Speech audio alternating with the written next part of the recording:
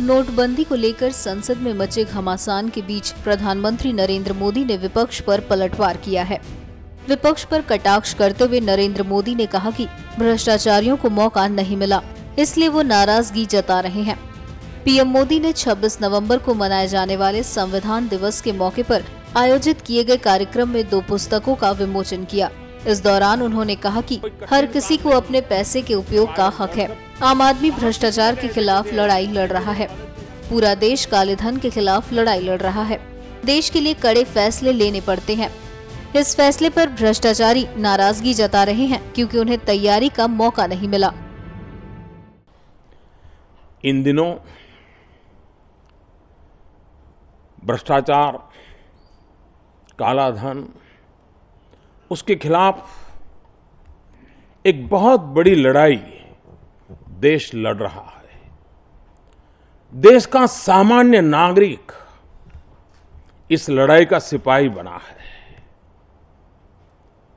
उसको लगता है कि 70 साल तक इसी कानून नियमों का दुरुपयोग करने वालों ने देश को भ्रष्टाचार में डुबो दिया। संविधान कानून का दुरुपयोग करके किया है। इस सरकार के इस निर्णय के संबंध में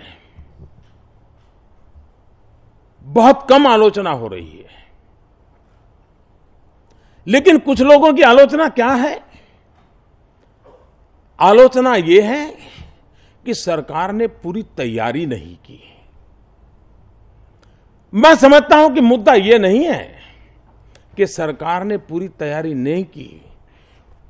ऐसे लोगों की पीड़ा इस बात की है कि सरकार ने किसी को तैयारी करने का समय नहीं दिया।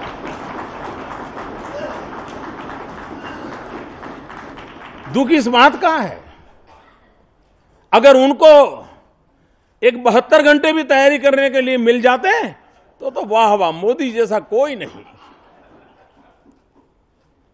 कितना बड़ा अहम कदम उठाया। और इसलिए फिर भी इतना बड़ा देश है, निर्णय बहुत बड़ा है। देश का उज्जवल भविष्य देखने वालों से इतनी ही अपेक्षा है कि आइए हम सब मिलकर के सामान्य मानवी की कठिनाइयों को दूर करें। इस महायज्ञ में सफल होकर के विश्व के नाम सामने भारत को एक ताकतवर देश के रूप में हम उभारें। सारा दुनिया जब सर्वे होता है कि भ्रष्टाचार की कतार में बहुत अग्रिम पंक्ति में भारत का नाम नजर आता है, भारत को नीचा देखना पड़ता है। हमने गर्व से माथा ऊंचा करना है और इसलिए फैसले लेने होते हैं और फैसलों का अनुपालन करके सिद्धियां भी प्राप्त करनी होती है। और मैं निमंत्रण देता हूं सभी राजनीतिक दलों को, सामाजिक संस्थाओं को, मीडिया को। दूसरा, डिजिटल करेंसी। हर किसी को उसके पैसों का हक है। हर किसी को उसके पैसे उपयोग करने का हक है, कोई रोकता नहीं है। लेकिन जरूरी नहीं कि हर बार नोट हाथ में हो तभी उपयोग हो। आज व्यवस्थाएं बहुत उपलब्ध है। आप अपने मोबाइल फोन से भी अपने सारे रुपये जहां खर्च कर रहे हो कर सकते हो। आपके पाई पर आपका हक है। मैं इस माध्यम से, जब संविधान की चर्चा हो रही है, संविधान इन व्यवस्थाओं का भी रक्षक है।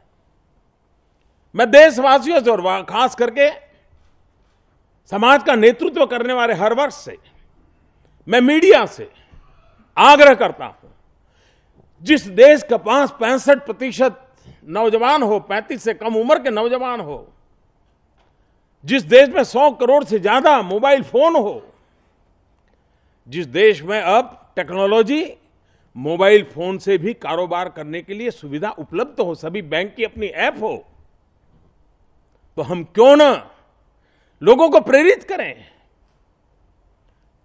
लोगों को प्रशिक्षित करें। और ये कोई कठिन काम नहीं है। जब आज हम व्हाट्सएप कहां सीखने गए थे, किसी इंजीनियरिंग कॉलेज में जाकर के, आईटी कॉलेज में जाकर के, अनपढ़ भी अनपढ़ आदमी को मालूम है कि व्हाट्सएप कैसे देखना, व्हाट्सएप कैसे फॉरवर्ड करना। जितनी सरलता से व्हाट्सएप फॉरवर्ड होता है, उतनी ही सरलता से हम शॉपिंग भी कर सकते हैं अपने मोबाइल फोन से। देश का उज्जवल भविष्य के लिए हमने एक ट्रांसपेरेंसी लाने की आवश्यकता है, डिजिटल करेंसी की ओर जाने की आवश्यकता है, और हिंदुस्तान की 500 शहर इस एक हफ्ते में अगर चाहे तो इस काम को कर सकते हैं।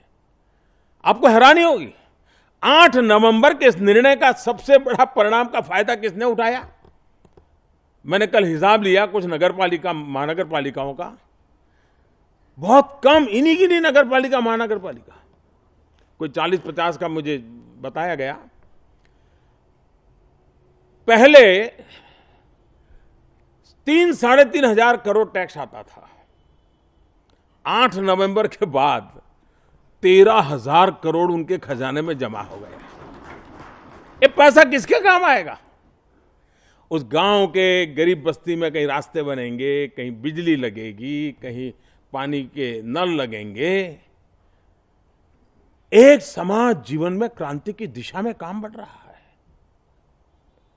और इसलिए